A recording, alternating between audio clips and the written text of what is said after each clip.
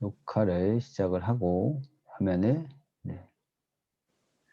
그 PPT 내용 하기 전에 지난주에 거룩하신 하나님 이렇게 하면서 거룩하신 하나님을 내 삶에 실천할 수 있는 부분들 한번 이렇게 적어 보는 거 말씀드렸었는데 뭐 예, 가정, 직장, 뭐 대인관계, 경제 이렇게 되어 있었는데 혹시 한번 몇 분만 조금 나눠주시면 좋을 것 같습니다. 적으신 분들은 나눠주시고 또 못 적으셨더라도 지금 또 생각해서 한번 가정 영역에서 아니면 인간관계에서 거룩하신 하나님의 부분을 내가 어떻게 좀 적용할 수 있을지 이거 한번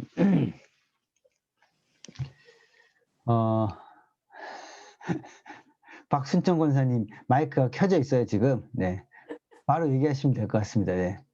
아, 네. 가정생활, 저번 주에 가정생활에 대한 것만 하라고 하신 것 같은데요, 목사님. 맞습니다. 네. 네. 가정에서 제가 식구들을 잘 섬겨주는 거죠. 네. 그 중에 예를 들면 어떻게 뭐 식사 음식 같은 거겠죠. 네. 그것도 그렇지만 또 살면서 왜 화가 나는 일 있잖아요. 화가 나는 일. 네. 그럴 때 예, 좀 절제하고 최대한 맞춰주는 거, 식구들을. 네. 이번 주간에 혹시 그런 일들이 적용되고 이런 일들이 좀 있었나요?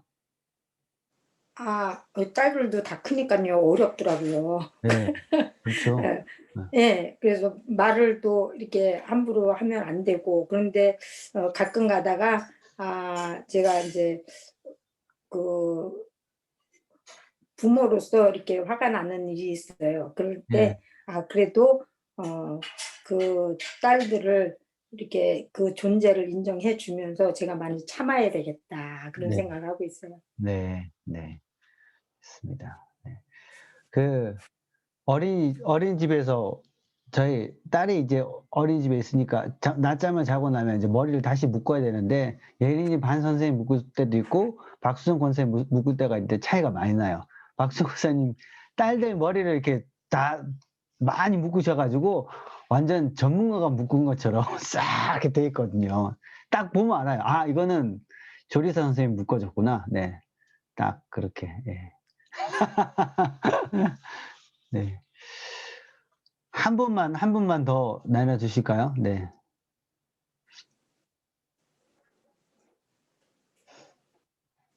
이종수 집사님 한번 나눠 주십시오. 이종수 집사님. 오늘은 딱 방 안에서 계신데, 네. 예, 가정에서, 는 제 가족들을 예수님 대하듯이 그런 인격체로 예. 대하고자 노력을 하는 네. 마음을 가졌습니다. 아, 예, 잘은 안 되더라고요. 그런데, 네. 예, 조금은 노력을 하니까 되는 것 같기도 해요. 네. 앞으로 더 열심히 노력을 해야 되겠죠. 네. 알겠습니다. 네.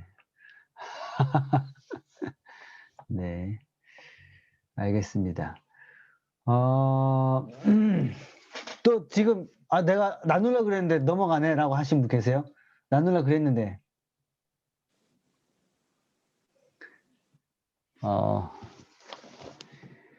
최미영 권사님? 네.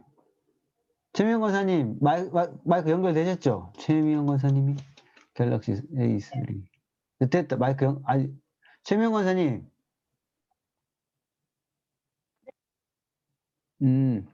제 얘기는 들리시죠? 네. 예. 좋습니다. 네. 아니, 마이크 켜져 있길래 이렇게 한번 불러봤습니다. 네. 자, 여러분, 오늘도, 화면 한번 화면 봐주시고, 오늘은 제가 노트북을, 아이패드를 있다가 계속 하다가, 제 컴퓨터가 교회에서 목사님들 컴퓨터 중에 제일 안 좋아요. 컴퓨터로 이제 다른 담임 목사님이나 남창준 목사님처럼 이제 이 카메라를 샀는데도 그 컴퓨터가 못 받아줘가지고, 예, 컴퓨터를 바꿨습니다. 그래서 화면을 공유할 때, 다른 분들은 이제, 화면 공유할 때, 잠깐만요. 다른 목사님들이 이게 됐잖아요. 이렇게 PPT에 얼굴 보이는 거. 되죠? 지금 되죠? 누가 얘기 좀 해주세요. 네. PPT 띄우신 거 보여요. 네, 이렇게. 잘 보여요. 네네네. 이렇게 이제 PPT에 얼굴이 이렇게 이런 게 제가 카메라는 되는데 컴퓨터가 안 좋아서 안 됐었는데 네 지금 됩니다 이제. 요 내용 보도록 하겠습니다. 네. 자, 오 잠깐만요. 넘기는 게 어떻게 하는가? 오케이. 됐다. 오케이. 됐다. 네. 자, 이쪽으로 이렇게 가야 되겠네요. 네. 좋습니다. 네. 오늘 그러면 시작하도록 하겠습니다. 여러분, 은혜는 이제 뭐, 히브리어로는 은혜를 여러분 그 히브리어 발음으로 하나입니다. 하난. 헬라어로는 카리스. 카리스는 들어보셨을 겁니다. 카리스라는 단어는. 카리스, 잠깐 여러분 얼굴을 제가 잠깐 보는 걸로 해야 될 것 같아요. 잠깐만요. 잠깐만요. 얼굴이 다 보여야 되는데.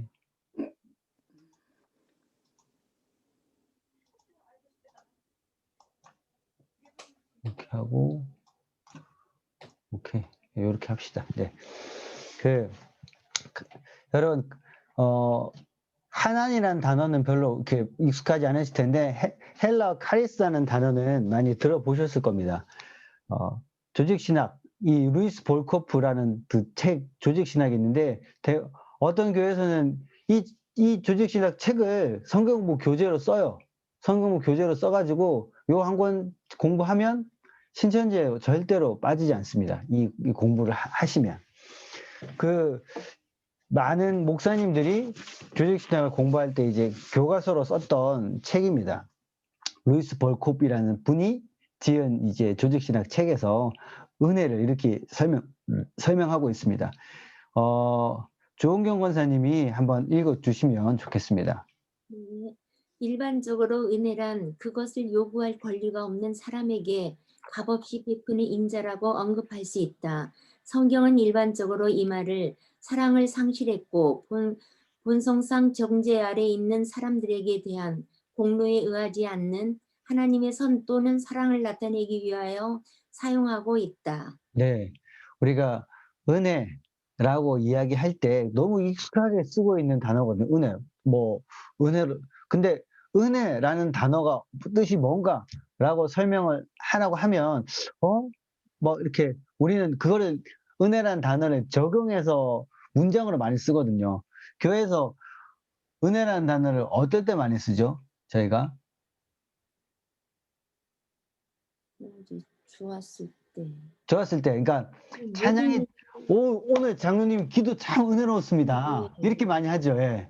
오늘 성가대 찬양이 참 은혜로웠다고. 목사님 오늘 설교가 은혜로웠다고. 네. 그때 어떨 때 이렇게 일어났었죠? 우리 마음에 어떤 일이 일어났었을 때? 내 마음에 감동이 왔을 때. 그렇죠. 그 감동이 감정적으로 뭔가 와닿았을 때 그렇게 우리가 표현을 많이 하죠. 그래서 네. 근데 은혜를 우리가 적용해서 문장으로 많이 쓰는데 그때는 내 마음이 감동되었다는 표현으로 은혜로웠다라고 이렇게 표현을 많이 써요. 네. 내 마음이 감동되었다. 그렇게 많이 우리 익숙하게 쓰고 있기 때문에 은혜라는 단어도 그런 의미일 거라고 우리가 많이 적용을 하고 있는데 은혜는 뭔가 이 앞부분입니다. 요구할 권리가 없는 사람에게 우리가 이거 해주세요 라고 할 수가 없어요. 없는 사람에게 내가 그 값을 치르지 않았는데 그것들을 받은 거죠. 노예가 돈을 모아가지고 저를 풀어주십시오. 제 값을 치렀습니다. 그 상황이 아닌데 내가 너를 너무 아끼니까 너는 이제 자유의 몸이 되거라라고 하는 거죠. 네. 뭐 어떤 뭔가 속박되어 있다가 그것을 대가를 치르지 않았는데 그냥 아무 그 비용을 지불하지 않았는데 그것을 받게 된 것을 말합니다. 그래서 성경은 사람들이 이렇게 하나님의 사랑을 받을 수 있는 뭔가 노력한 것이 아무것도 없지만 하나님이 너무나 사랑해서 하나님이 다 우리가 이제 이따가 얘기를 할 텐데 값 없는 은혜라는 단어를 많이 씁니다. 근데 우리 편에서 값을 치르지 않아서 그렇게 표현하는 거지 값은 치렀습니다. 값은 누가 치렀냐? 하나님이 이미 치렀죠. 우리가 치를 수 없을 정도로 가치가 있는 그 값을 대신 누가 치렀기 때문에 우리는 그것을 값 없는 은혜라고 우리는 그렇게 표현을 합니다. 네. 그다음 그러니까 거룩처럼 은혜의 개념을 저희가 설명을 하는 겁니다. 네. 서희덕 권사님, 네. 이렇게 서희덕 권사님 오셨고, 네. 서희덕 권사님이 마이크를 이제 연결시키시면 됩니다. 네. 오케이, 수정되셨고, 네. 여러 책이나 설교에서는 은혜에 해당되는 신약의 헬러 카리스. 여러분, 거룩은 뭐라 그랬죠? 거룩은 지난주에 계속 반복했던 거. 카도시. 카도시. 뜻은 뭐죠? 다르다. 아니, 구별되다. 구별. 거룩하면 다르다. 카도시 구별. 기억나시죠? 분리하다. 네. 분리하다. 이게 지난번 거 종이 보시고 대답하시지 말고 분리하다 그거 제가 강조한 단어가 아니고 구별됨. 네. 구별됨입니다. 거룩 카도시 하면 구별됨이라고 계속 제가 여러분 계속 반복했었습니다. 똑같이 은혜라고 하면 여러분 카리스마 있잖아요. 카리스마가 있다 할 때 네. 그 어근입니다. 카리스에 네. 해당하는 단어인 이 카리스가 사랑에 해당하는 단어인 아가페와 마찬가지로 이거는 이 땅의 용어라기보다는 그 거룩처럼 하나님 관련돼서만 할 수 있는 기독교적인 단어입니다. 이전에 그리스 로마 철학이나 윤리가 발전 가장 문화적으로 이렇게 인류에서 발전됐다고 하는 그리스 로마 윤리 신학 이것에서도 철학에서도 자발적이고 스스로 결정한 친절이라는 개념입니다. 그러니까 도덕적으로 그렇게 해줘야 될 이유가 없는 거예요. 왜? 아무 이유가 없는 거예요. 어떤 누군가의 친절을 베풀고 뭔가 내가 이걸 해줘. 근데 사람 사이에서는 사람들이 아무리 고민하고 노력해도 이거는 할 수 없는, 해줘야 될 이유가 없는, 또 그렇게 할 에너지가 없는 거죠. 그렇게까지 할 뭔가 사랑의 감정이 사람은 부어줄 수 없다라는 것이 카리스, 은혜입니다. 뭐 사람이 노력해서 되는 것도 아니고 받을 수 있는 것도 아닌데 그냥 신이 우리를 창조한 하나님이 우리를 너무 아끼고 사랑해가지고 본인이 다 그걸 짊어지고 값을 치르고 우리에게 그냥 부어준 것. 그것이 은혜라고 이야기를 합니다. 그러니까 도덕적으로 뭔가 주고받고 그런 개념이 아니라는 거죠.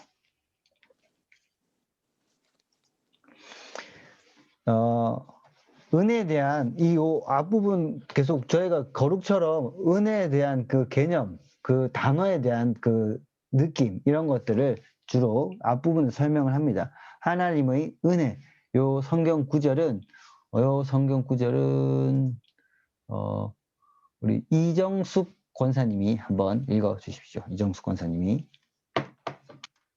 여호와께서 그의 앞으로 지나시며 선포하시되 여호와라 자유롭고 은혜롭고 노하기를 더디하고 인자와 진실이 많은 하나님이라.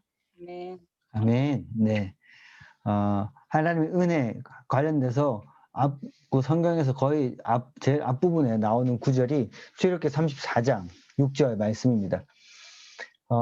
이거는 모세가 사람들 중에 하나님을 가장 많이 자세하게 인격적으로 경험하고 알았던 사람입니다. 그때 이 모세가 하나님의 은혜를 너무나 보고 싶고 하나님을 알기 원하고 그랬었을 때 하나님이 얼굴을 보여달라고 했었을 때 하나님이 내가 내 얼굴을 보면 너는 살아남지 못한다. 내가 지나갈 테니까 내 등을 봐라. 라고 하였을 때 모세가 이제 그 하나님의 등을 보면서 그 마음을 표현한 겁니다. 그때 모세가 이제 표현하는 표현이 여호와다. 여기서 여호와는 발음은 야훼라는 표현인데 하나님의 아버지 되심을 표현한 겁니다. 하나님의 부모 되심. 그렇게 설명하면서 자비롭고 은혜롭고 노하기를 더디하고 은혜롭다는 표현을 씁니다. 은혜롭다는 표현을. 그 다음에 하나님의 은혜는 죄인들이 행위하는 반대로 실로 그들의 죄과를 무시하고 그들에게 값없이 보이는 사랑이다. 하나님 아는 지식에서 하나님의 은혜를 이렇게 표현합니다. 사람들이 행하는 행동과는 네가 그렇게 행동했냐? 이렇게 내가 그럼 이렇게 할 것이다. 그것이 아니라 오히려 그거와 반대로 그들의 죄를 전혀 생각하지 않고 그들에게 보이는 사랑. 근데 여기서도 값 없이라는 표현을 씁니다. 값 없는 은혜라는 우리 표현을 많이 쓰는데 저는 하나님 편에서는 값 있는 은혜입니다. 값 있는 은혜. 그래서 하나님이 우리가 치를 수 없는 대가를 하나님이 치러줬기 때문에 우리 편에서 값을 치르지 않은 거지. 그래서 이거를 잘못 표현하면 사람들 편에서는 은혜를 당연하게 여기는 거죠.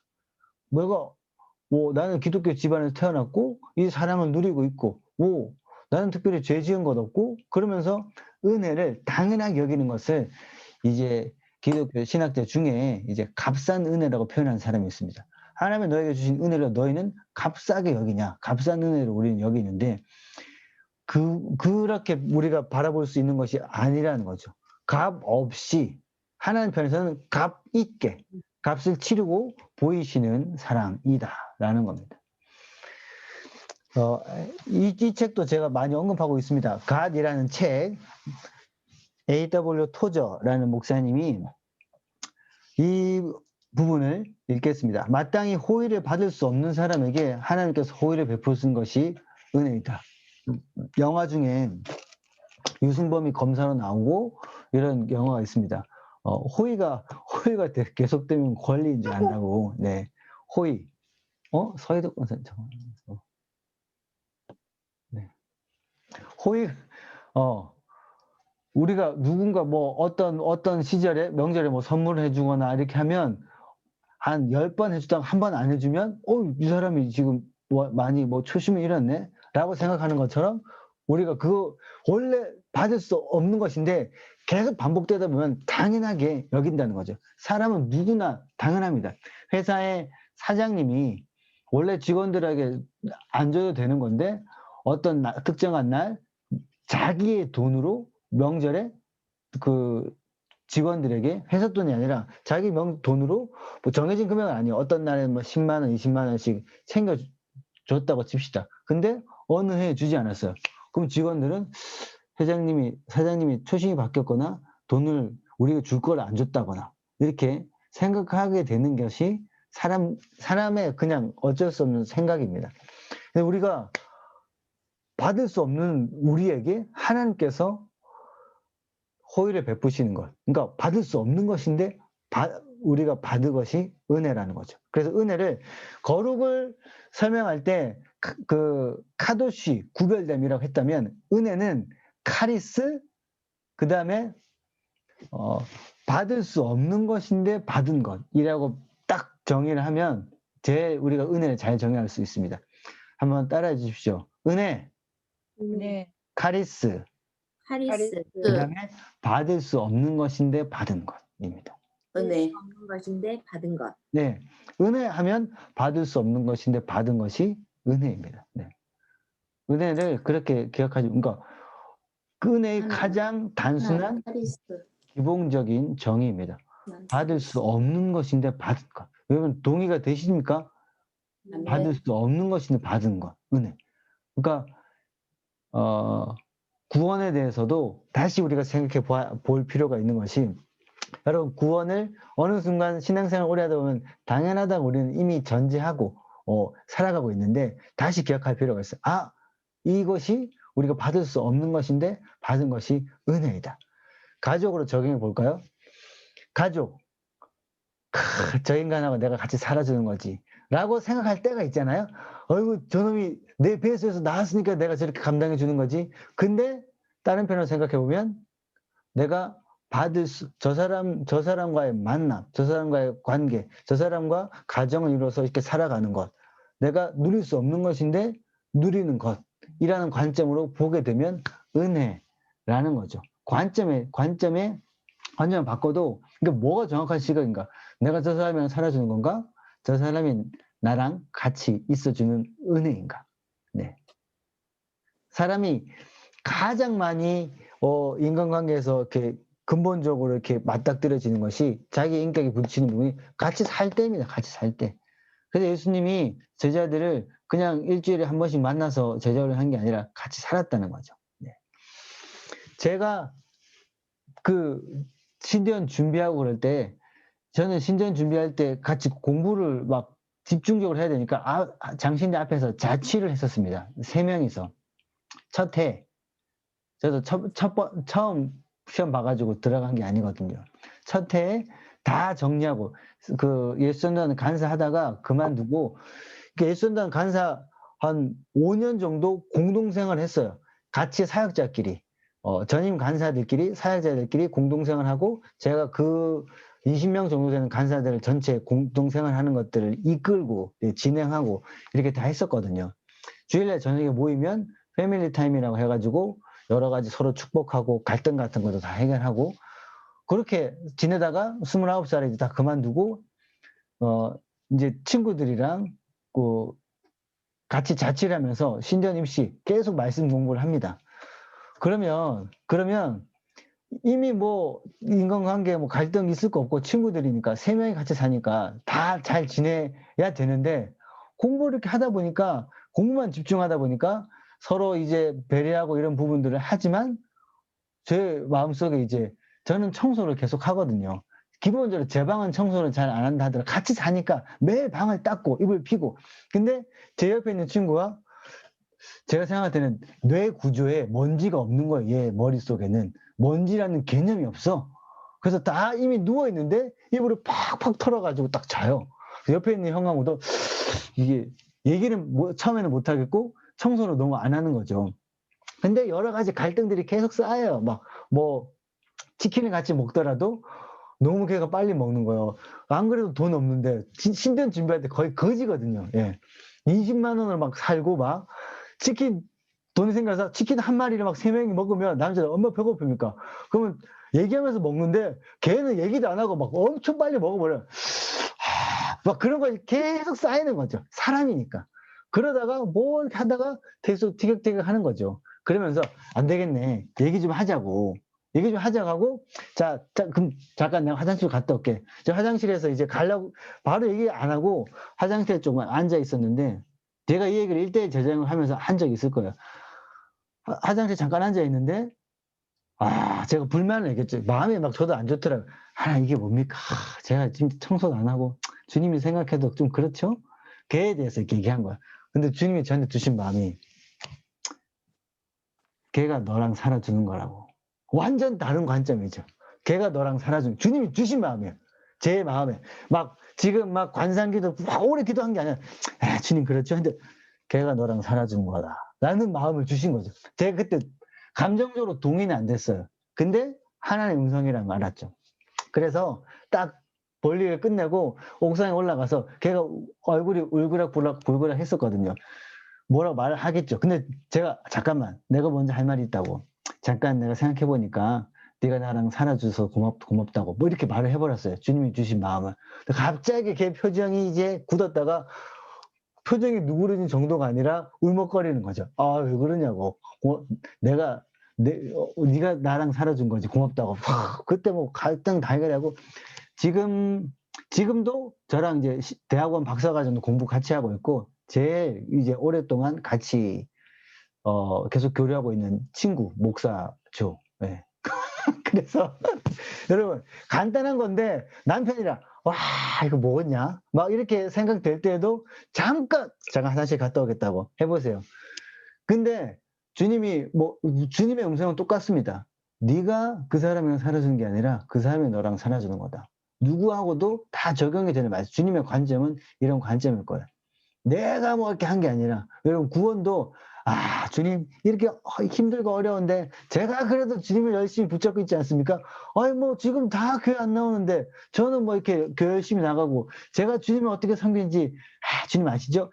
말로는 표현 안 해도 우리 마음속 깊은 곳에 이런 것들이 있을 수 있습니다.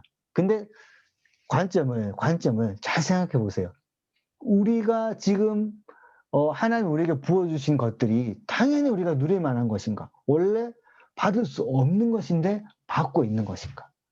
이게 제대로 생각해 볼 필요가 있습니다. 그런 눈을 딱 뜨고 보면, 그렇지. 내가 잘못 보고 있었구나. 바알의 눈에서 비늘이 벗겨지는 것처럼 관점이 바뀌는 게, 그래서 제대로 보면 그게 은혜라는 거죠. 내가 이게 받을 수 없던 것인데 받은 거구나. 그런 눈으로 보게 되는 게 그게 우리가 제대로 보는 거고 그것이 은혜라는 거죠. 하나님 우리를 구원하시기 위해서 모든 대가를 치르시고 이 땅에 오셨다. 그것만 해도 은혜입니다. 그것으로 충분합니다. 라고 우리는 고백할 수 있는 정도의 은혜라는 거죠. 은혜의 통치라는 책에서 그렇게 얘기하고 있습니다. 김찬숙 집사님이 한번 이 글을 한번 읽어주십시오. 네. 마이크 켜시고, 네.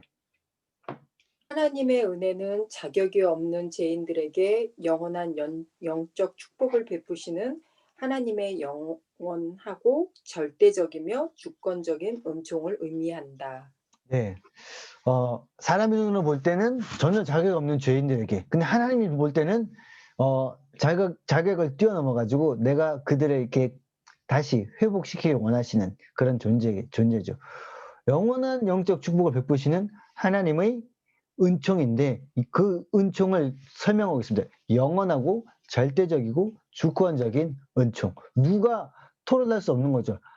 그거 너무 확실하고 하나의 마음대로 하는 것이 아닙니까? 라고 하는데 이거는 내가 가장 가치 있게 생각하는 이 사람에게 내가 베푸는, 그리고 한 번만 부어지는 게 아니라 영원한, 여러분, 하나님의 은혜는 인류의 역사 가운데, 우리의 인생 가운데 그 강물이 계속 흐르고 있다는 거죠. 이 하나님의 은혜를 잠깐 있다가 없고 막 하나님의 은혜를 걷어가시고 뭐 그런 것이 아니라 기본적으로 하나님의 따뜻한 시선으로 우리를 지켜보고 계시다라는 것들은 은혜의 시각, 은혜의 강물은 내 눈앞에 항상 흐르고 있다. 그래서 여기서 얘기하는 것이 하나님의 영원하고 절대적이며 주권적인 은총. 사단이 이거 너무 과합니다. 할 수가 없다는 거죠. 그 은혜가 계속 은혜의 강물이 흐르고 있다라는 것을 기억하실 필요가 있습니다. 자녀들이 학원 갔다 오거나 유치원 갔다 오거나 할 때 어린아이들이 어떤 성장할 때 아주 중요한 것이 부모의 지지라고 합니다. 다 그거는 아시죠? 부모의 지지. 근데 부모의 지지가 어떻게 나타나냐? 아이들이 학교 갔다 돌아왔으면 아이들이 행동하잖아요. 부모랑 같은 공간에 있잖아요. 자기가 무엇을 하고 있었을 때 한번 딱 쳐다봤는데 부모가 자기를 그 은혜의 시선, 따뜻한 사랑의 시선으로 보고 있어요. 계속. 나는 집중하고 있다가 딱 쳐다봤는데 부모가 나를 지금 지지해주는 눈빛으로 보고 있구나 라고 느끼면서 아이가 무엇을 하잖아요. 그러면 거기서부터 아이들은 어떤 돈으로 환산할 수 없는, 어떤 과외도 해줄 수 없는 든든한 천재성이 발휘가 되는 그런 지지를 얻는다고 합니다.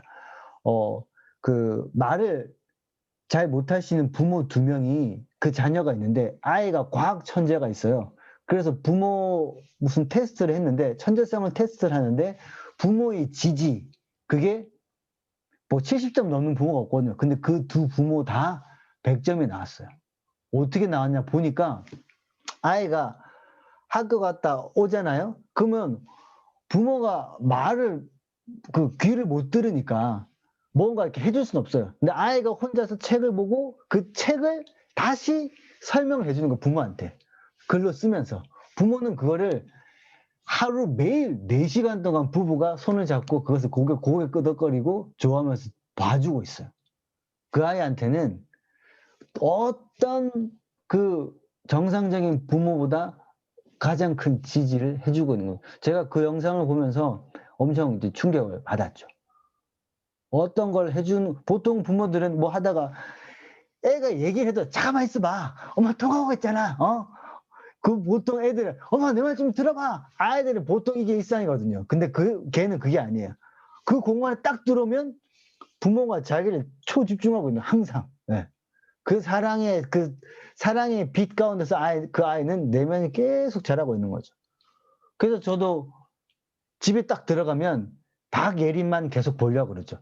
딱 들어가면 제가 집에 들어가잖아요. 박예린은 집에 빛이 비친 거예요. 그래서 아내랑 예준이가 펼 때는 애가 표정이 바뀐대요. 딱 이러면서 딱 어깨가 펴지고 애가 이제 엄마 표현으로는 말을 안 듣는다는 표현을 쓰긴 하는데 어쨌든 저는 항상 예린이를 쳐다보고 있죠. 네. 제가 손을 씻을 때도 쳐다보고 있고. 그리고 예린이는 뭐 딴 걸 하다가 제가 자기를 쳐다보고 있다는 걸 알아요. 딱. 그러면 이제 웃긴 표정을 한번 지어주고 제가 할 일을 하는데 여러분 이거는 이제 예를 든 거고 하나님의 은혜, 하나님이 은혜의 시선으로 그 부모들처럼 우리를 계속 보고 있다는 거죠. 나의 사랑하는 딸 누구누구를 박수천 권사님을 딸이라고 부르면서 계속 보고 있는 거죠. 오늘 네가 깍두기를 너무 잘 담그고 있구나. 그 깍두기 하여튼 음식할 때도 계속 보고 있다는 거죠. 김희미 권사님, 나의 사랑하는 딸 김희미, 직장에서 뭘 계속 손으로 만들고 있었을 때, 너무 잘하고 있구나. 하나님이 계속 바라보고 있다는 거. 여러분, 그거를 기억하시는 게, 여러분, 제가 지금 말한 이 예가 김경호 목사님 화요일날 하는 기도 학교 있잖아요. 그거랑 맥락이 이어집니다. 하나님의 나를 계속 따뜻한 시선으로 보고 있다는 것. 그걸 인지하는 게 이 영성, 관상 기도의 기본 전제예요. 네. 그래서 하나님의 은혜는 여러분 받을 수 없는 것인데 받은 것인데 그 하나님의 은혜의 시각 계속 바라보고 계시다는 것. 하나님의 은혜의 강물은 내 눈앞에 계속 흐르고 있다는 것을 여러분 분명히 기억하셨으면 좋겠습니다. 이 부분을 제가 좀 길게 설명을 했지만 아주 중요한 부분이기 때문에 이거 얘기를 하는 겁니다. 지금 제 목소리 잘 들리십니까? 네. 예, 좋습니다. 그리고 그 다음에 성경학자 반하우스라는 분이 있습니다. 이렇게 표현하고 있어요. 은혜를 우리가 위를 향한 사랑은 예배로 표현되고 바깥 이웃을 향한 사랑은 자비로 표현됩니다. 근데 허리를 굽힌 사랑, 하나님 편에서 우리에게 사랑을 이렇게 굽혀서 나타내는 것이 은혜라는 거죠. 네. 하나님 편에서 우리에게 굽혀서 사랑을 부어주는 것이 우리에게는 은혜로 부어진다는 거죠. 은혜. 그래서 다시 얘기하면 은혜는 카리스. 네. 잠깐만요. 권영희 목사님 오셔가지고 예. 좋습니다. 네.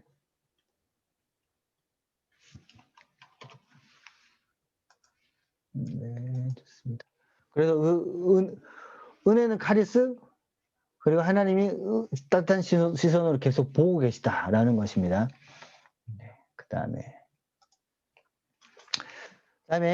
하나님의 은혜라는 단어와 또 하나님의 자비가 헷갈릴 수가 있습니다. 네. 근데 하나님의 선하심이 인간의 죄를, 하나님의 선하신 하나님이 인간의 죄를 상대하는 것이 자비라고 한다면, 그러니까 죄된 인간을 죄의 대가를 칠 수밖에 없지만 그 죄의 대가를 내가 넘어가는 거죠. 네. 자비는 우리가 죄가 있는데 그 죄를 대가를 치르면 우리는 그것을 죄의 대가를 치르고 이렇게 상합니다. 근데 하나님이 그것을 넘어가 주시는 거죠. 그것이 자비입니다. 자비. 근데 하나님의 선하심이 인간의 결점, 연약한 부분, 인간 본성에 있는 부분을 덮어주시는 것이 은혜라는 거죠. 그래서 은혜는 하나님의 따뜻한 시선으로 우리를 바라보고 계시잖아요. 그 세모포 옷 있잖아요. 흰 옷을 덮어가지고 우리의 결점을 감싸주시는 거죠. 부모가 딸이 막 이렇게 막 외부의 공격이나 이렇게 뭐 추위가 있을 때 우리의 옷으로, 아니면 우리가 입고 있는 옷으로 우리 품으로 자녀를 딱 감싸는 거죠. 외부의 공격으로부터. 자녀의 모든 약함을 그것으로, 내 사랑으로 덮어주는 것. 그것이 은혜라고 할 수 있습니다. 자비와 은혜를 우리가 구별하려고 하는 겁니다. 네. 그 다음에 하나님의 자비는 그 지으신 모든 것을 대상으로 한다. 하나님의 반면에 은혜는 선택받은 백성을 위한 선의와 사랑과 구원이 흘러나오는 원천이다. 네. 하나님의 자비의 그 성품은 창조하신 것에 기본적으로 다 흐르고 있는 것이지만, 은혜는 모든 만물에 다 해당되는 것이 아닙니다. 은혜는 내가 구원하기로 작정하고 내가 창조한 나의 사랑하는 사람에게 부어지는 것이, 네, 은혜입니다. 선택받은 백성을 위한 사랑과 구원이 흘러나오는 원천. 왜냐하면 은혜의 마음을 가지고 있어야 그 사람을 구원하기 때문에. 그래서 구원과 은혜는 아주 밀접한 연관이 되어 있는 거죠. 그러니까 우리가 무엇이 가장 큰 은혜냐? 구원받은 은혜가 가장 큰 은혜다. 그것으로 충분하다. 가장 놀라운 기본적인 것들은 은혜를 우리가 다 있다. 그래서 우리의 삶에 뭔가 큰 힘든 일들, 아픔들이 있다 할지라도 이 구원받은 은혜까지 무너지면 안 됩니다. 여러분, 신앙이 성장한다는 거는, 여러분, 신앙의 감정의 기복이기 때문에 여러분도 느끼잖아요. 신앙이 이렇게 막 왔다 갔다 할 때가 있잖아요. 예? 그렇지 않습니까? 올해 막 3월달 막 예배 온라인으로 계속 4주, 5주 연속으로 드릴 때 보면, 드릴 때마다 온라인으로 예배 드릴 때마다 더 충만하고, 와, 똑같은 은혜가 부어지네. 안 그렇잖아요. 솔직하게 다. 네. 예배 드리다 보면 이제 시선이 딴 데로 가고, 본당에서 예배 드릴 때랑 차이가 있을 수밖에 없습니다. 그게 아니라도 우리 신앙 왔다 갔다 하는데, 성경 공부나 이런 것들을 하면 차이점이 뭐냐면, 우리가 확신하고, 그렇지, 동의하고 확실하게 붙잡은 그 구원의 진리가 있잖아요. 그 밑으로, 이전에는 이까지 막 땅으로 떨어지는데, 어느 정도 훈련을 받았으면 그 밑으로는 안 떨어지는 거죠. 그래서 이렇게 밑으로 떨어지는 강도가 점점 얕아지는 거죠. 이 밑으로 안 내려가는 거죠. 그래서 우리가 어떤 환난을 당한다 할지라도, 삶에 어떤 힘든 일이 있다 할지라도, 구원받은 은혜까지 까먹는 때까지는 내려가면 안 됩니다. 네. 구원이 무슨 소용이 있어? 이렇게까지 가면 안 된다는 거죠. 네. 그래서 믿는 자는 넘어지지만 아주 자빠져 버리지 않는다. 다윗이 고백하고 있는 거죠. 그러니까 아주 든든한 은혜, 가장 큰 은혜 위에 우리가 있다는 겁니다. 그런데 그렇게 은혜를 이제 우리가 많이 이렇게 하나님의 은혜의 강이 흐르고 있다. 네. 그거는 이제 머리로는 아는데, 우리가 보통 은혜라는 것들을 은혜 받았습니다 라고 할 정도로 그런 감정, 기쁨, 그리고 감사한 마음 같은 것들이 계속 지속돼야 되는데, 그게 안 깨달아질 때가 있다는 거죠. 그 이유가, 첫 번째는 인간의 타락한 본성이죠. 하나님에 대한 그 생각들, 이런 것들을 계속 의심하고, 나중에 하겠다고, 하나님이 다른 의도가 있어서 그렇게 하는 거겠지. 어디 받을 거 기대 안 하고 해주는 게 어딨어? 그러니까 사람 사이에서 보통 그리스 철학자들이 생각했던 뭔가 이유가 있는 선행이라고 생각하는 거죠. 인간의 타락한 본성, 한계로, 그럼 놀라운 은혜, 받을 수 없는 것인데, 그건 불가능하지 않아? 라고 하는 본성 때문에 은혜를 깨닫지 못하는 거죠. 그리고 하나님의 정의에 대한 무관심, 하나님에 대해서 이제 전혀 관심이 없고, 네, 내가 내 힘으로 살아가는 그런 마음들 때문에. 3번이 그겁니다. 설명을 듣고 받을 수 없는 것이 이제 받은 것. 왕자의 이야기, 마을에 하나님의 은혜를 설명하기 위해서 우리를 구원하시기로 온 왕자가 있었는데, 자기를 다 버리고 공주랑 결혼하기 위해서 왔다. 그런 동화, 하나님의 사랑을 표현한 인류를 빗대인 그런 동화나 이야기들이 많습니다. 근데 그런 이야기들을 들을 때 경험하지 못했기 때문에 너무 낯선 거죠. 특별히 가정에서 막 은혜가 전혀 없는 듯한 삶을 가족끼리 서로 경쟁하고 막 이런 조혜련 아시죠? 조혜련이 딸이 7명이라 그러잖아요. 딸이 7명. 그 집에 조혜련이 이제 집사고 조혜련 간증도 많이 하고 이렇게 하는데 삶이 많이 힘들었잖아요. 조혜련은 집에서 계속 그 가족끼리도 막 경쟁. 오죽하면 조혜련이 도저히 이게 안 되겠다. 내가 가출을 해야 되겠다. 가출을 했는데 일주일 동안 아무도 안 찾아요. 그래가지고 자기가 배고파서 집에 들어갔대요. 근데 일주일 만에 집에 들어갔는데 더 웃긴 거는 조혜련이 가출한지를 몰라요. 빨리 들어와라고, 밥 먹으라고. 그게 더 슬펐던 거죠. 그래서 조혜련은 이불이 7명 딸이 자는데 이불이 하나밖에 없었다 그러잖아요. 자기가 제일 끝에니까. 그냥 가만히 있으면 이불이 없이 자는 거야. 그래서 이불 안 뺏기려고 이빨로 이불을 물고 잤다잖아요. 이렇게. 뺏기면 추우니까. 그렇게 이제 은혜라고 하는 것들을 가족 사이에서 전혀 경험하지 못하고 살았던 사람은 은혜의 개념을 들으면 저게 뭐지? 라고 생각하는 거죠. 네. 그래서 전혀 자기가 삶에서 경험하지 못했던 사람들은 이 은혜의 개념이 너무 어려운게 와닿을 수 있다는 거죠. 네. 사람 사이에서도 여러분 내가 큰 잘못을 했는데 내가 분명히 이 대가를 치러야 돼요. 이 잘못을 책임을 내가 지고 뭐 그만두지 해야 돼요.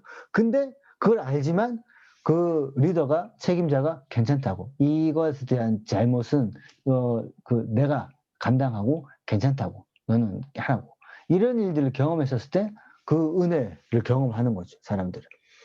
여러분도 인간관계에서 그 은혜 부모님한테 은혜 뿐만 아니라 뭐 직장 생활을 하거나 어떤 선배나 아니면 이웃 사람들한테 구역 식구한테 받은 은혜들이 있을 겁니다.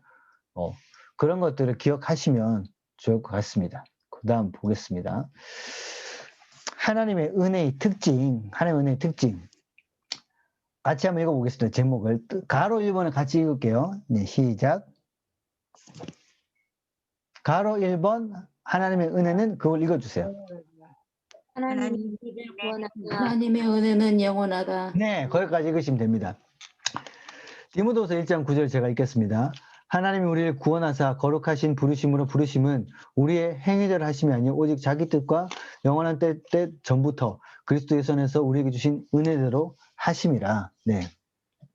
디모데후서 1장 9절 말씀에 이 은혜는 하나님이 우리가 어떤 열심히 믿는 가족 중에 믿는 사람 아무도 없는데 하나님을 찾고 와가지고 우리가 선택해가지고 너희가 관심을 가지고 나에게 찾아왔구나.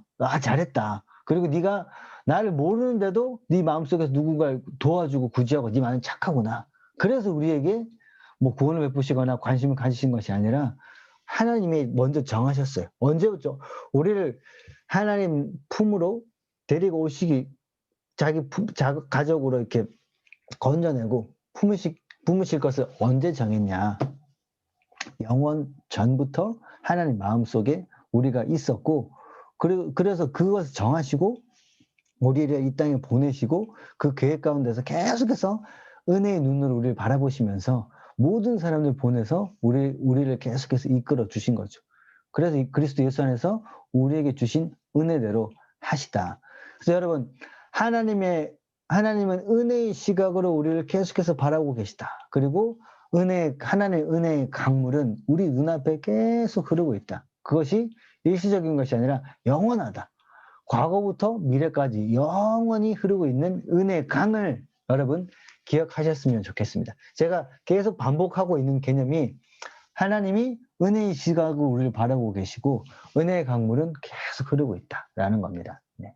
그 두 가지 그 은혜에 대한 개념은 머릿속으로 딱 그렇게 은혜 생각하면 그 두 가지가 기억나셨으면 좋겠습니다. 자, 하나님의 은혜는 값이 없다. 로마서 3장 24절 하나님의 은혜로 값 없이 의롭다 하심을 얻은 자 되었느니라. 이 성경 구절을 볼 때 그렇지 이 구절을 여러분 은혜는 값 없이 우리가 받은 거지. 근데 우리 편에서 그걸 해석할 때 값싼 은혜로 여기면 안 된다는 거죠. 여러분 다시 제가 표현합니다. 하나님의 은혜는 값이 없습니까? 그러면 가치가 없는 겁니까? 영원이에요? 하나님의 은혜는 얼마입니까? 구원이요. 막 이렇게 농담하는 것이 아니라 돈으로 여러분 환산해 보면 인류의 모든 금을 다 모아도 살 수가 없겠죠. 왜냐하면 우리가 구원받기 위해서는 죄에 대한 대가를 치러야 되는데 가장 가치 있는 재물을 희생시켜야 돼요. 사람으로서는 안 됩니다. 사람의 필요는. 가장 가치 있는 존재, 하나님 자신의 피만 우리를 구원할 수 있다는 거죠. 그래서 하나님 은혜는 우리 편에서는 우리가 치를 수 없는 값을 하나님이 치르셨고 우리가 값을 치르지 않았다는 거죠. 그래서 하나님의 은혜는 값이 없다. 라는 표현입니다. 그 다음에 이 표현이 나오는 겁니다. 은혜의 각성이라는 책에 값싼 은혜란 죄인이 아니라 죄를 용서하는 것이다. 사람이 아니라 내 죄가 해결됐다는 거죠. 참 은혜는 이와 반대로 죄가 아니라 죄인을 용서하는 것이다. 여러분 밀양이라는 영화 보셨죠? 밀양 전도연 나온 거 보셨습니까? 네.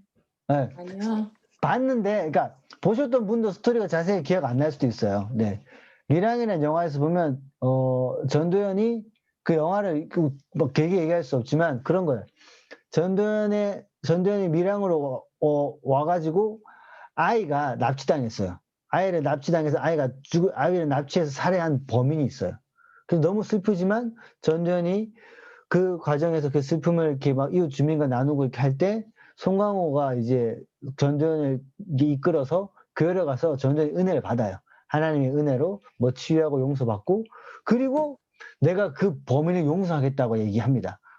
전도연이 감옥에 가가지고 범인을 용서하려고 하는데 범인은 아이고 감사합니다 한 게 아니라 저도 하나님한테 용서를 받았습니다. 제 죄에 대해서. 그렇게 얘기를 합니다. 그 전도연이 내가 용서를 안 했는데 누가 용서를 해? 라고 하면서 거기서 이렇게 무너지는 거죠. 그 범인이 얘기했던 것이 값싼 은혜입니다. 죄인이 아니라 나는 그 죄가 해결됐다는 거죠. 죄. 참 은혜는 전도연도 이제 사람을 용서하는 것, 그런 하나님의 눈이 필요하긴 한데, 그래서 이 땅을 살아갈 때 사람들이 값싼 은혜를 생각하는 것이 극단적인 예를 좀 들어보면, 여러분, 어떤 사람이, 잠깐만요. 좋습니다. 어떤 사람이 차를 훔쳤어요. 차를 훔쳐서 타고 다니다가 주일날이 돼가지고 교회 예배당에 왔습니다. 기도하는데, 장로님이 앞에서 기도를 하는 거예요. 하나님 이 땅에서 우리가 지은 죄들이 있습니다. 우리가 남에게 거짓말을 하고 막 우리가 도둑입니다. 이런 장로님 회개는 안 했지만 마음에 걸리는 거죠. 거짓말. 내가 차를 훔쳤는데 그 차를 지금 타고 있는데 그 사람이 회개를 해요. 주님 죄송합니다. 그리고 나서 예배가 끝나고 나서 기쁜 마음으로 그 차를 타고 다시 집으로 가요. 어떻습니까? 현대를 살아가는 그리스도인들이 은혜를 이런 정도로 값싼 은혜로 생각하고 있는 경우가 있다는 거죠. 정상적인 반응은 주님 죄송합니다. 바로 경찰서 가야죠.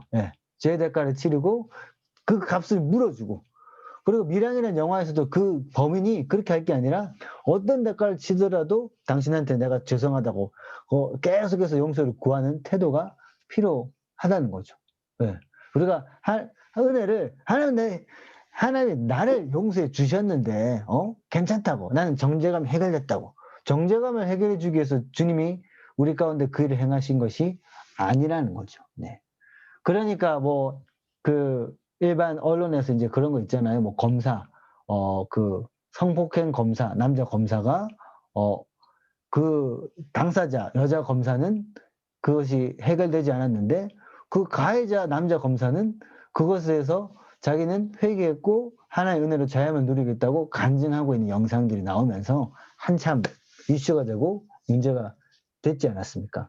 그래서 은혜는 하나님이 우리에게 주신 대가를 치르고 부어주신 은혜라는 것을 우리가 기억할 필요가 있고 그 은혜를 그냥 당연하다고 값싼 은혜로 만들지 않아야 된다는 겁니다. 하나님 은혜는 값이 없다라는 부분 한 번 더 살펴보면 하나님의 은혜는 값싼 은혜가 아니라 값 없는 은혜. 값 없는 은혜는 값을 매길 수 없다는 표현이죠. 자, 여러분 생각하실 때 값 없는 은혜는 값을 매길 수 없는 은혜. 이 땅의 가치로 환산할 수 없는 귀한 은혜다라고 그렇게 우리가 다시 해석해서 기억하시면 좋을 것 같습니다. 그것은 인간으로서는 도저히 지불할 수 없는 정도로 값진 은혜를 의미한다. 그래서 하나님의 은혜, 값없는 은혜라는 이 앞에 돌아가 보면 PPT 돌아가다 보면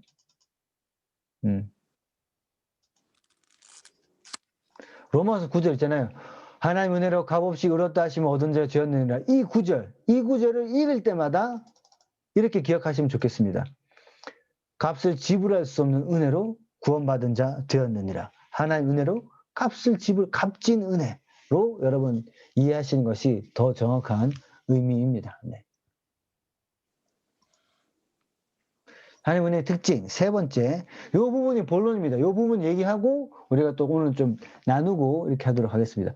하나님 은혜는 주권적이다. 네. 이 부분 잠깐만요. 오케이. 네. 송수 들어왔고. 네. 송수는 지금 집이니? 네, 집이에요. 오케이. 송수가 한번 읽어주세요. 출애굽기 33장. 네. 여호와께서 이르시되 내가 내 모든 선한 것을 내 앞으로 지나가게 하고 여호와의 이름을 내 앞에 선포하리라. 나는 은혜 베풀 자에게 은혜를 베풀고 긍휼히 여길 자에게 긍휼을 베푸느니라. 네. 네, 네.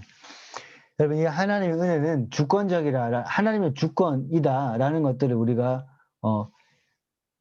인정하고 신뢰드릴 필요가 있습니다. 부흥회 때 이병호 목사님 두 번째 날, 하나님한테 막 상처가 있는 자매가 있다 그랬잖아요. 막 계속 통곡하고 있는데, 이병호 목사님 한 명 한 명씩 기도해 주는데, 그 자매는 너무 통곡하면서 울고 있으니까, 그 자매만 빼고 다 기도를 해줬다 그랬잖아요. 그 자매가 볼 때, 남들은 다 은혜 받는데, 자기만 은혜를 안 주시는 것 계속 그렇게 생각하는 거잖아요.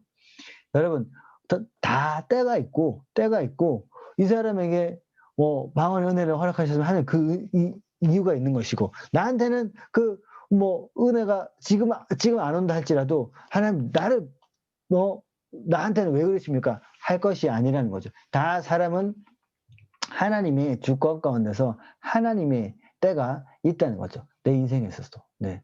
누군가는 똑같이 목사가 되게 만들어도 누군가는 한 번에 신전을 합격을 하시고 누군가는 재수 삼수를 하게 하시고, 네. 똑같이 김경호 목사님하고 석사 과정으로 이제 영성신앙을 전공한 정재상 목사님이라고 해서 정재상. 네. 지금 높은 뜻 정의교회 담임 목사님이신데 그분은 신전을 7수를 해서 7수. 김경호 목사님이랑 나이가 똑같거든요. 7수를 해서 7수. 7수를 하고 그리고 전임도 김경호 목사님은 전임을 할 때 이분은 전임을 못하고 준전임을 하고 몸에 또 막 피부병도 있고 막 엄청 막 힘들게 계속 살았습니다. 근데 그분은 그 시기를 계속 통과하고 나서 지금 하나님이 또 놀랍게 사용하시고 있다는 거죠. 하나님의 때가 다 있다는 겁니다. 하나님 주권적으로 나는 은혜 베풀 자에게 은혜를 베풀고 긍휼히 여길 자에게 긍휼을 베푸느니라. 이 구절 마음속으로 여러분 다시 한번 속으로 각자 이 구절을 한번 되뇌어 주셨으면 좋겠습니다. 나는 은혜 베풀 자에게 은혜를 베풀고 긍휼히 여길 자에게 긍휼을 베푸느니라. 네. 여러분 마음속에서 우리는 누군가 비슷한 처지에 있는 사람과 비교했을 때 더 많이 우리가 힘들어 하거든요. 왜냐면 직장 동기가 똑같이 봉급을 받았는데 직장 동기는 강남에 집을 사고 나는 강북에 집을 샀어요. 네. 20년이 지났는데 강남에 집을 산 동기는 집값이 3배가 됐고 5배가 됐고 내가 강북에 있는 내 집은 집값이 똑같아요. 네. 어떤 분들은 똑같이 여러분 그렇지 않습니까? 한신아파트에 똑같이 30년 전에 30년 한시마다 없었죠. 한신아파트 초창기에 똑같이 사셨는데 누구는 팔고 팔고 딴 데 이사 갔는데 계속 살았던 사람들은 한신 아파트 계속 올랐네. 네. 그리고 또 어디 갔는데 또 집을 또 팔았는데 내가 집을 팔고 나면 집값이 올라요. 네. 그건 한 3번 경험하시면 그분은 하나님 왜 이러십니까? 이럴 수도 있습니다. 여러분 마음속에 주님 저 사람은 저렇고 주님 왜 이러시지? 나는 왜 안 되지? 혹시 이런 마음이 있는 분들이 있다면 지금 여러분 마음속에 하나님 이 성경 구절로 하나님이 다시 한번 위로해 주시고 우리 때가 있다. 은혜의 때가 내 은혜의 때는 또 다른 차원의 은혜의 때가 있는 것이고 또 저 사람의 또 긍휼의 때가 있는 것이다 라고 생각하시면 좋을 것 같습니다. 이번 주간은 추수감사 주일을 우리가 앞두고 있습니다. 추수감사 주일은 다른 어떤 때보다 감사를 우리가 많이 기억하셔서 그 감사를 주님께 풍성하게 올려드리는 주일로 우리가 삼으셨으면 좋겠어요. 그래서 추수감사 주일 봉투에 감사 제목이 흘러 넘치게, 돈은 흘러 넘치지 않아도 됩니다, 여러분. 네. 돈 흘러 넘치면 다 100원짜리를 하면 흘러 넘치겠죠. 네. 돈을 안 흘러 넘쳐도 되고, 감사 제목이 흘러 넘치도록 적어보시면 좋을 것 같아요. 이제 제일 좋은 감사는 사소한 거예요. 일상적이고 사소한 감사가 제일 좋은 겁니다. 그래서 감사의 개수를 쫙 한번 적어보시면 좋을 것 같아요. 한 20개? 네. 20개는 10개까지 나오는데 10개 이상은 좀 쥐어짜야 되거든요. 근데 쥐어짜다가 은혜가 나와요. 네. 눈을 찍고 보다 보니까 그림자, 세세한 걸 보다 보면서 그것이 은혜로. 20개까지 적어보세요. 적어보다 보면 15번을 넘으면 마음속에서 이제 막 마음이 부드러지고 막 눈물이 나시지 않을까라는 생각합니다.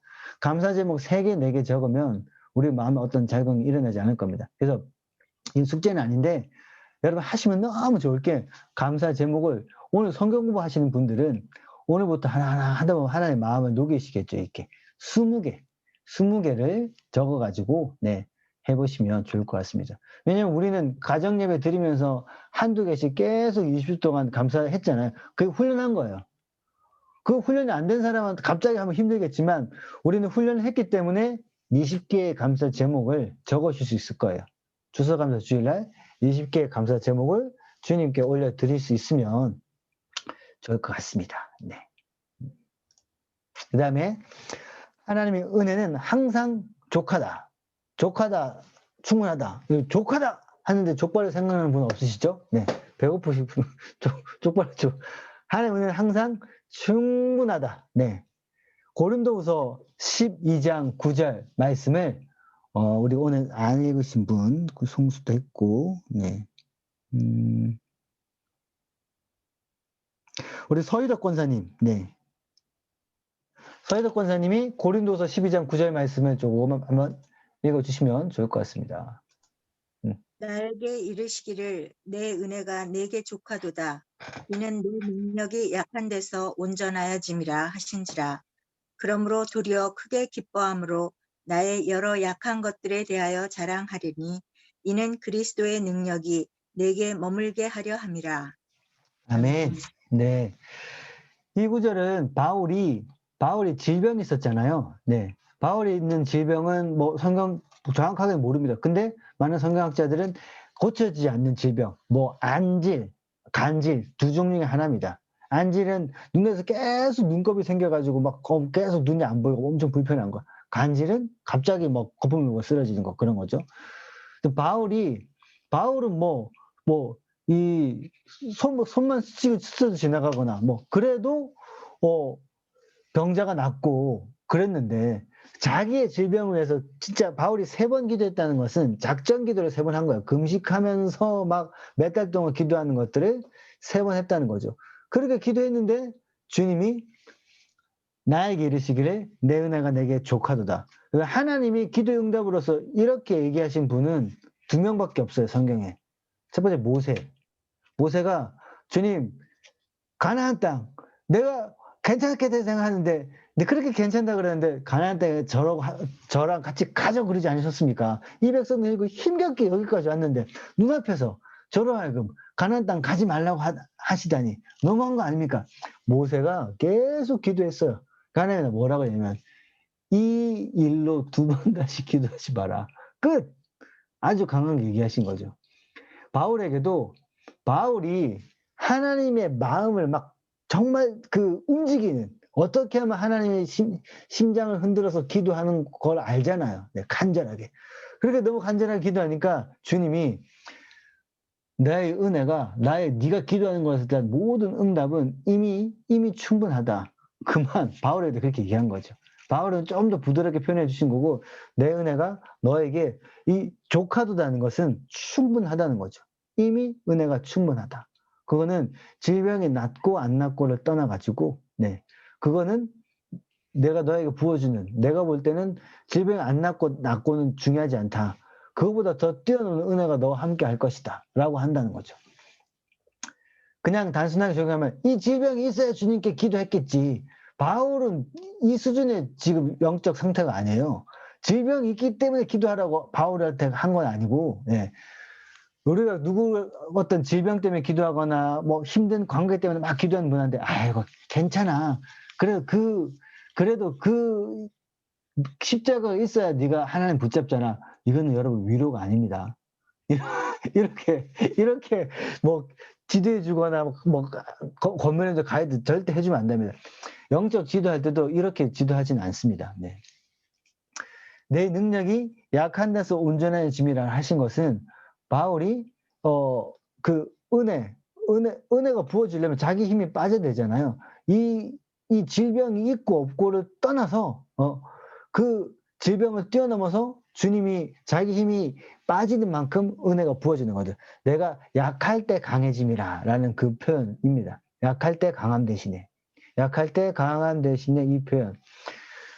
그래서 바울이 그러니까 이 성경 구절에서 나에게 이르시기를 내 은혜가 내게 족하도다. 여기까지는 바울이 막 당황했을 거예요. 근데 이는 내 능력이 약한 데서 온전한 짐을 하신지라.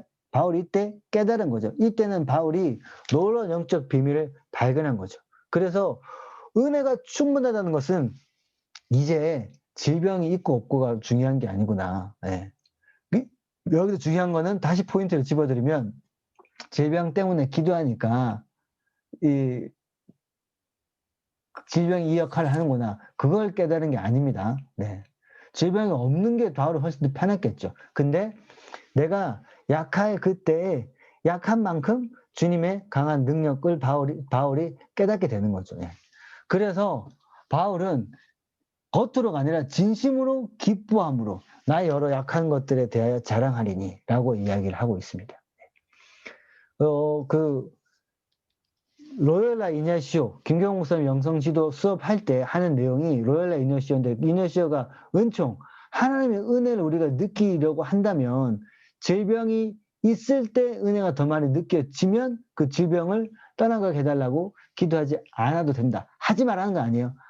안 해도 된다라고 하는, 그러니까 정말 중요한 가치는 하나님 편에서 볼 때 하나님 우리에게 부어주신 은혜를 우리가 얼마나 누리는가, 그게 훨씬 더 중요하기 때문에 이야기를 하는 겁니다. 네. 그래서 하나님의 은혜는 우리에게 항상 족하다라는 거죠. 네.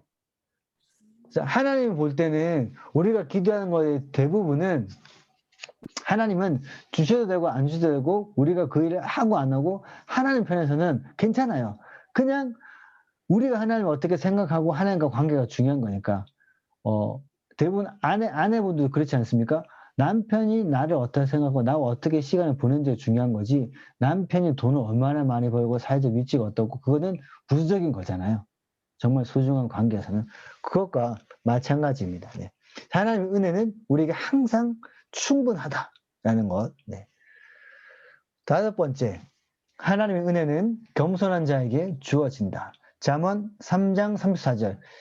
진실로 그는 거만한 자를 비웃으시며 겸손한 자에게 은혜를 베푸시나니. 여러분, 겸손은 동양에서는 자기를 낮추는 것이 겸손이라 하는데 자기를 있는 그대로 보는 것이 겸손입니다. 그걸 다시 볼 필요가 있어요. 겸손. 동양에서 말하는 겸손이 아니라 우리 성경에서 말하는 겸손은 나를 있는 그대로 보는 것이 겸손입니다. 그래서 하나님이 너는 할 수 있다 라고 하면 제가 볼 때는 저는 자격이 없지만 주님이 하라고 하시면 하겠습니다 라는 것이 겸손이에요. 그러니까 겸손은 하나님의 눈으로 나를 바라보는 것이 겸손이라고 하는 거죠. 무조건 아이고 저는 못합니다가 겸손이 아니다라는 겁니다. 그럼 반대로 얘기하면 교만은 하나님 할 수 있다고 얘기했는데 주님 못합니다. 이것도 내가 나를 판단하고 주님 판단은 틀렸다고 하는 것이 하나님 편에서는 겸손 아니고 교만이라고 할 수 있다는 거죠. 네.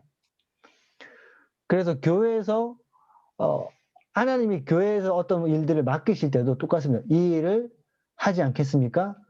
사람의 입술로 온 것 같지만 그것이 하나님이 또 과정 속에서 권위를 통해서 질서 가운데서 자연스럽게 어떤 일에 대한 요청이 들어왔었을 때 기도해 볼 수 있어요. 그러니까 하나님부터 온 것이 맞다면 그것을 이제 우리 그러면 겸손하게 감당하는 것이 그것이 하나님 편에서는 겸손이다라고 하는 겁니다. 네. 겸손에 대한 부분 한 번 더 나눕니다. 야고보서 4장 6절 말씀. 그러나 더욱 큰 은혜를 주시나니 그러므로 일렀을 때 하나님이 교만한 자를 물리치시고 겸손한 자에게 은혜를 주신다 하였느니라. 여러분 신앙생활 쭉 하다 보면 우리 양평동 교회 교인들 쭉 보시면 이 겸손과 교만은 분명히 나중에 나타날 겁니다. 저 사람이 요즘 좀 교만한 것 같네. 내 눈에 교만하게 보이는데 하나님 편에서 볼 때는 교만하지 않을 수가 있습니다.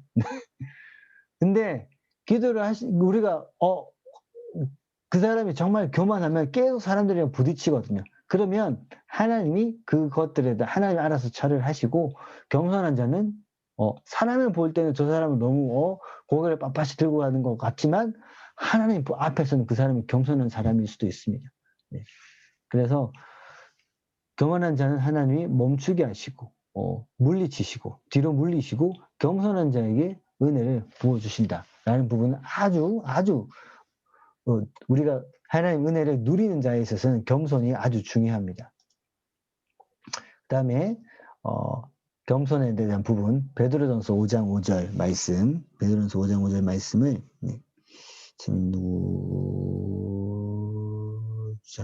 권윤경 집사님이 한번 읽어주십시오. 베드로전서 5장 5절 말씀을 읽어주시면 좋겠습니다. 집사님 마이크 켜셔야 돼요. 마이크 화면 누르고 노트북이세요? 네 됐습니다. 네. 젊은 자들아 이와 같이 장로들에게 순종하고 다 서로 겸손으로 허리를 동이라.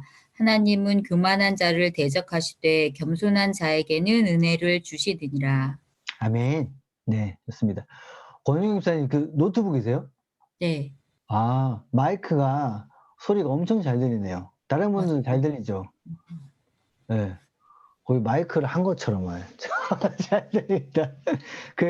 여러분,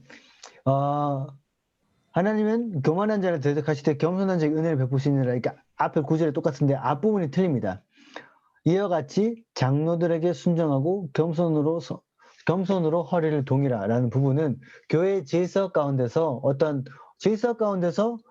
내가 볼 때는 저분이 틀린 것 같은데 그런 상황이 펼쳐질 때 말한 겁니다.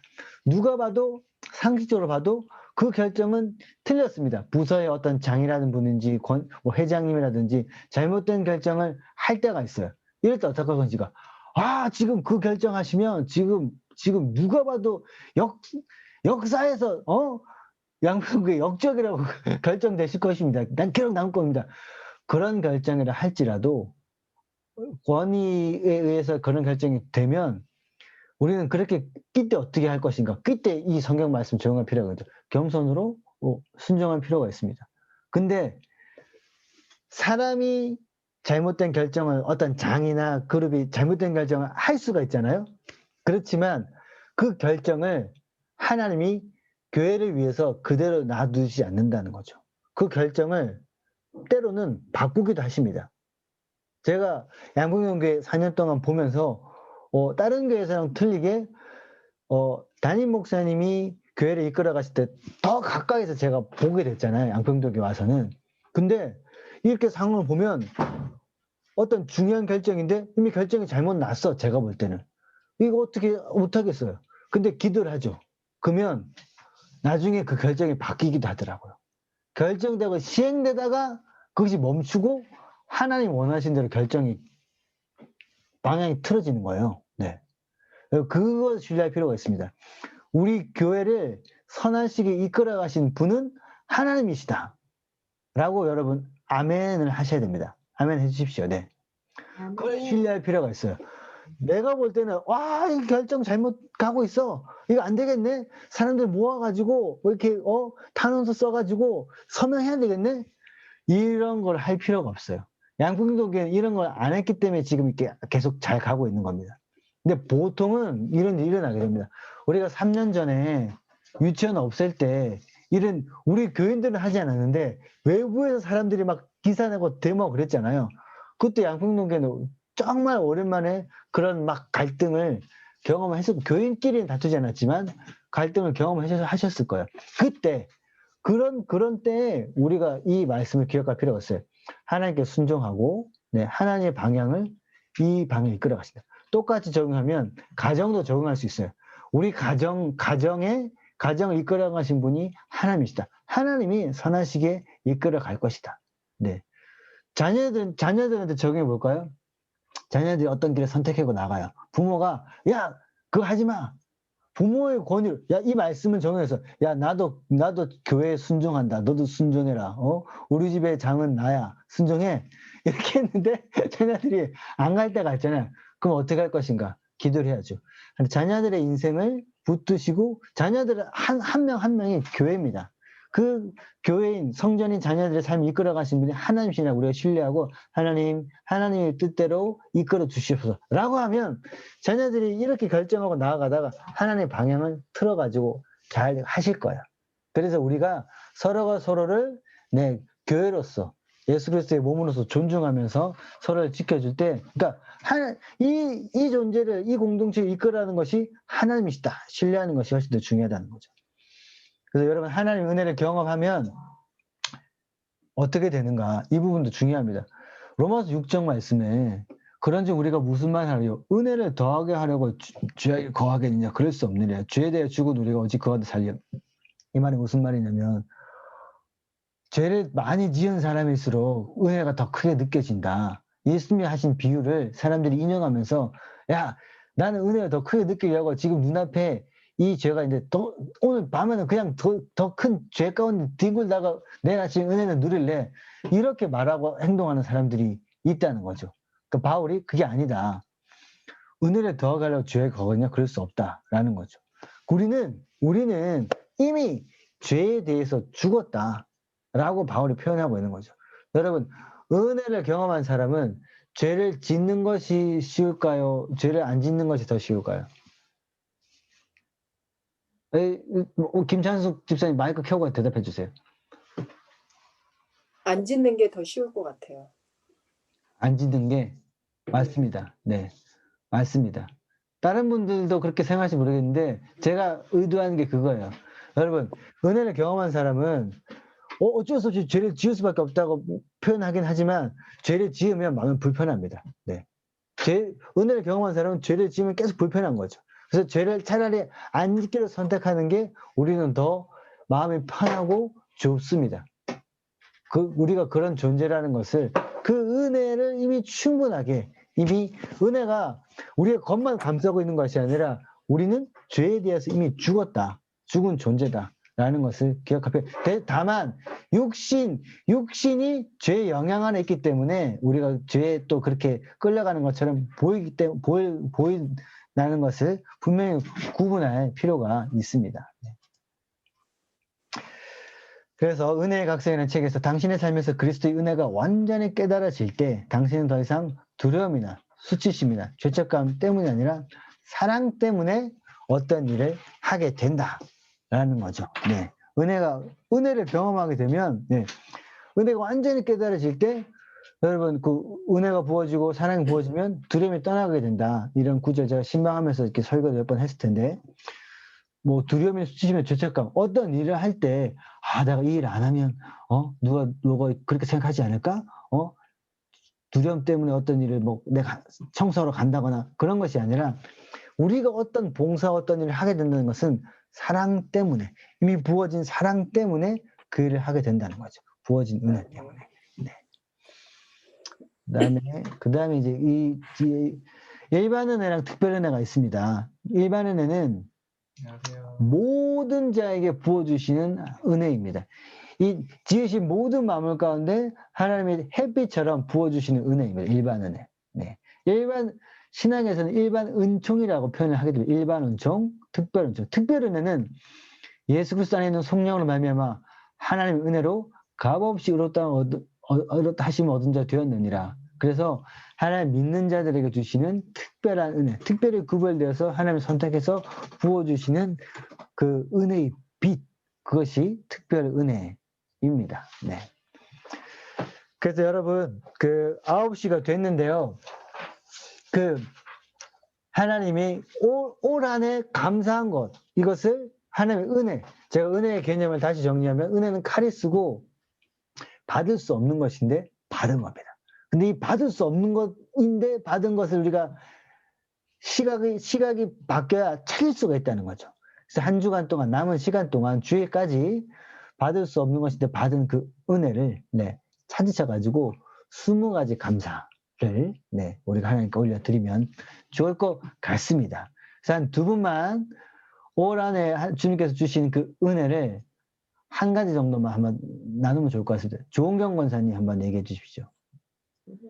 너무 많겠지만, 나눠주십시오. 네. 글쎄요, 갑자기 떠오르는 그런 생각이 없네요.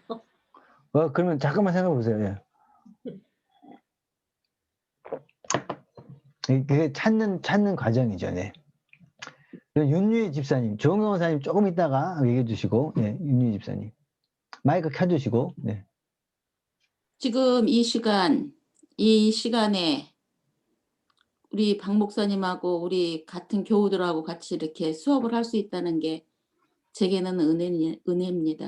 네, 감사합니다. 네, 그렇게 해주시면 좋겠습니다. 네, 그다음에 그리고 하여튼 지금 감사 제목 동영상 보내주시는 거 여기 계신 분들 안 보내주신 분들 보내주시고, 송수 한번 마이크 켜고 한번.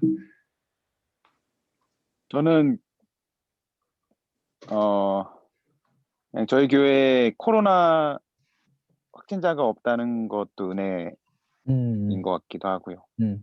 교회 얼마 전에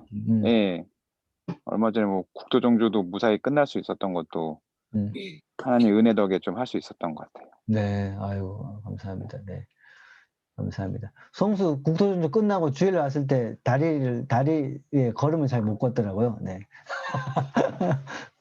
네. 그다음에 조은경 권사님 어떻게 하시겠어요? 한번 건너갈까요? 네. 건너가세요. 네, 알겠습니다. 우리 김찬숙 집사님 주일날 1대 양육 간증 하셨는데, 네. 그 1대1 간증은 작년에 제가 이제 제출했던 사항인데, 이제 주일날 또 이렇게 또 이제 앞에 나가서 간증을 하다 보니까 그 은혜가 더 풍성하게 느껴서 그렇죠. 달라졌죠. 네, 너무 좋았고요. 음. 그다음에 제가 이제 뭐 화요일날 담임 목사님하고 하는 공부 속에 긴 기도 제목이 있었는데 그 기도의 응답도 받은 것에 대한 너무 감사가 있고 올 한 해 참 이렇게 풍성한 말씀으로 주신 게 너무 감사해요. 그러니까요. 집사님 또 하여튼 열심히 또 나아가기 하지만 하나님 특별하게 올 한 해 부어주신 은혜가 집사님에게도 많이 있는 게 저에게도 느껴집니다. 네, 제가 기도하고 마치도록 하겠습니다. 네, 하나님께서 올 한 해 부어주시고 은혜로우신 하나님에 대해서 우리가 오늘 살펴보았습니다. 또 오늘 듣는 내용을 나누면서 우리 마음에 일어나는 어떤 생각들이나 또 감사한 생각들, 또 감사의 제목을 적어봐야겠다 했던 그런 다짐들이 있다면 잘 적응할 수 있도록 인도해 주시고, 특별히 이번 주일날 풍성한 감사를, 은혜를 올려드리는 시간들이 되게 해주시고, 어떤 예배보다 놀라운 하나님의 은혜를 경험하는 이번 주일 예배가 되게 해주시옵소서. 예수님 이름으로 기도합니다. 네. 수고하셨습니다. 감사합니다. 네. 9시 5분 되면 시작하도록 하겠습니다. 네. 인사하겠습니다. 네. 수고하셨습니다. 네. 돌아가시면 되겠습니다.